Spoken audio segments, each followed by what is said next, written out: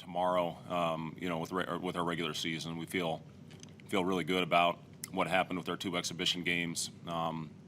Felt great about the Colorado game, especially early in the contest, and our guys have been locked in and ready to get started tomorrow.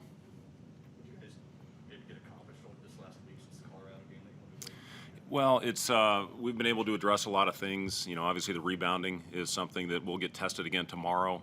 Western Illinois has great size, especially in their front court, starting 6'7", 6'10", 6'10". So, it's going to be a battle for us, and we'll certainly get tested. They do a good job crashing. Hopefully we can get the ball off the glass and get out in transition. We're certainly at our best. You have a pretty good idea about the rotation at this point after the 2 live games, about kind of who your top 8 or 9 maybe are at this point? Yeah, we've got a pretty good feel for where we are heading into it. We've got 2 guys that'll be game time decisions tomorrow with Kobe with his back is still bothering him a little bit, and with Lat with his ankle. So hopefully those guys will get another treatment, successful treatment today, and then obviously get a couple before the game tomorrow. And like I said, we'll make a decision probably pretty close to game time if either of those guys will be able to go. And that's what it's about. If you do have injuries, then other guys have to be ready to step up. Next man up mentality, and that's what you work for, is to get those types of opportunities when they present themselves and take advantage of them. So we feel good. As I said earlier, we've got a lot of depth on this team. You can't play everybody. That's just the nature of it. But at some point, guys are going to get an opportunity to go out there over the course of a long season, and again, just making sure they take advantage of that when that opportunity presents itself. You seem pretty good. Role acceptance, just practice. Yeah. Our guys have been really good, and now the challenge is making sure we continue to carry over, from the exhibition to the regular season, and just to continue to go out and make simple plays. We had one stretch, I thought, in the Colorado game where we tried to get a little fancy. When we kept it simple, when we moved the ball, we had great possessions. When we didn't, that's where we got ourselves into trouble, and that's where we struggled. So, a lot of learning lessons that we've had, and continuing to go out and play through good times, bad times, and anything in between. We didn't hit a lot of adversity. We had one tough stretch against Colorado, but that's what's going to define us, is how we handle those tough moments and continue to do the things that make us successful when those times hit. After the Colorado game, I believe you talked about the guards sort of doing their part rebounding-wise. Have you seen them kind of take that challenge over the last?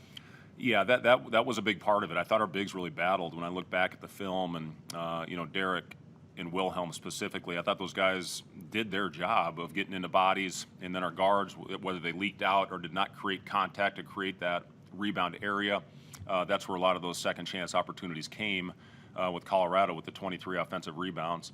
But again, if we can get it, especially our guards, now you don't have to worry about the outlet. You can get the ball up the floor quicker and get into our flow offense. So it's something that we have worked on. We work on blockout drills every day. Now it's carrying those over, and especially the challenge again when guys get tired, that's really when you have to fall back on those habits that you work on every day. So I'm confident we'll get better than what we did in the exhibition, and if we do that, if we can clean up the glass, I think we're gonna have a great year. Coach, are you able to address the objections back on the radio about the national anthem? Is that something that you're concerned about? Well, let me just give a little background on Lift Every Voice and Sing. Going back to last year, the National Association of Basketball Coaches asked schools across the country to consider playing Lift Every Voice. It was a very challenging time in our country, and it was a way to promote unity and inclusion. And as a conference, the schools that stay out during the anthem, everybody played it, and had a decision to continue on with that. And in talking to Trev and talking to Amy, we have decided to continue on. We will change the format of it. The anthem will be played first. We will clear the flag, and then, again, to promote unity and inclusion, we will play Lift Every Voice after that. So, we've heard a lot of positive feedback and obviously a lot of negative feedback on it. But, I've been really proud of our team the last couple years for using their platform, to address issues that have been going on in our country, and hopefully promote change. But for us, we feel as sport hopefully can help be an example.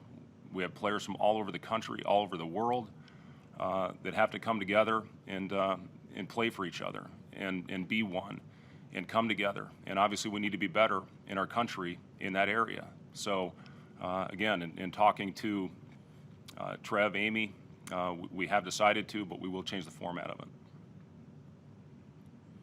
From a scoring standpoint, do you want more out of Trey? I know he hasn't really shot the ball much over the last 2 games. Is that something that you're okay with, the balance that he's given, or do you want to see more of him? Well, I think Trey's been really good. I think he's, especially, you know, when Trey goes out there and makes simple plays and plays under control, you know, he's when he can get into the paint and make those plays, which Trey certainly can do, it really helps our offense.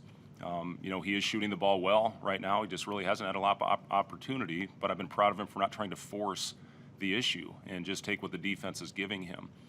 You know, overall, his assist-to-turnover ratio, when we statted going all the way back into our summer, has been excellent. So, you know, he's really grown in that area, and we feel good right now when Trey has the ball in his hands that he's going to make the right play. How have you seen Bryce sort of handle? I mean, everybody started getting their first glimpse of him when they heard something about him. They want to make snap judgments on him. How have you seen him handle that? Understanding it's a new level he's trying to adjust to, and seeing the ball go through the hoop at the end of the Colorado game. Yeah, you know, we obviously all think the world of Bryce. You know, first and foremost, as a kid, he's one of the most humble kids that have ever been around, especially for a player that has as much hype as he's had growing up as a basketball player. I think he's handled it phenomenally, and he's an unbelievable teammate for our guys. It was great to see him, you know, get it going, kind of close it at the end of the Colorado game. You know, we feel really confident with him with the ball in his hands, making the right decision, and you know, there's going to be ups and downs. It does every freshman that makes the jump from high school to major college basketball. There's an adjustment in play, and you know, we think and know that Bryce will have a great year. You know, not to say there's not going to be some ups and downs along the road, and that's just part of this game. You know, especially for young players. But you know, where he started and where he is now, you know, he's a very confident player, and it was great to see him lead us in scoring and again hit that three that kind of closed the deal against Colorado. Is it reassuring to know that scoring is kind of the issue with him, that he's still making plays in other ways, and probably the best part of his game is probably the one issue with him or something? Yeah, I mean, he's one of those guys, every time it leaves his hand, I think it's going in. And, you know, the other thing that he has shown is really good decision-making in the pick and roll. And, you know, he's certainly grown as a defender since he's been here. He's using his length better. He had a really good stretch of rebounding the other night. You know, I've just been proud of his growth as an all-around player, because that was a reputation that he was a scorer, but he's really worked. He puts a lot of time in. He's always coming back in for extra work. You know, put on almost 20 pounds since he's been here, so he's got a great work ethic, and it is paying off for him. What are those conversations like, whether it's someone like Bryce who's fresh out of high school or some older guys, on making the easy play over sometimes going for a highlight play like you saw in the exhibition instead of throwing it to Casey in the corner, allow that ended up being a turnover? Yeah, I know the play you're talking about, Trey. You know, he tried to throw the lob, and he had Casey. We have to find Casey in transition. We have to find CJ in transition, Keon in transition, Wilhelm in transition. We've got a lot of guys that are capable shooters, and if we continue to run the way we're supposed to and build those habits, we're going to get a lot of those shots. So, you know, biggest thing is just watching film and, you know, going back and making sure we understand when we make simple plays, we get good quality possessions. Whether the shot goes in or not, we get a high percentage shot. You spoke a lot about transition defense in the run-up to the exhibition game. Have those returned to We've been pretty good. You know, we have limited transition. We had a couple of live ball turnovers that led to pick sixes for Colorado that kind of got them back into the game. So to me, it was more about taking care of the ball than actually the transition portion of it getting back.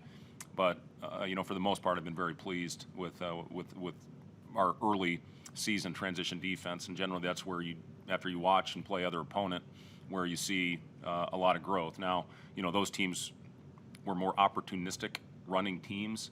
You know, we need to continue to, again, we have rules on crashing, and we just have to follow those rules. And for the most part, we've done that so far. If Kobe can play tomorrow, obviously, extra going into it, given that it's a familiar uniform, I mean, teams change a lot. Well, you know, the biggest thing is just getting Kobe healthy and getting him ready for the long season ahead. But you know, listen, it's his second year here now.